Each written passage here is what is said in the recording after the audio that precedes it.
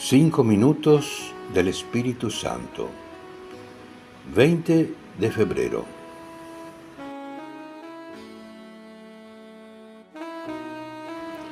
Ven, Espíritu de amor. Todo mi ser ha sido creado para amar, pero muchas veces elijo el egoísmo. Yo sé que todo lo que me regalas es para que lo comparta. Tú quieres llenarme de cosas bellas para que sea como un cántaro que sacie la sed de los demás. Me has elegido para que comunique un poco de felicidad a los hermanos, pero me cuesta compartir mis cosas y dar mi tiempo a los hermanos. Abre mi corazón egoísta, Espíritu de amor, para que pueda disfrutar dándome a los demás.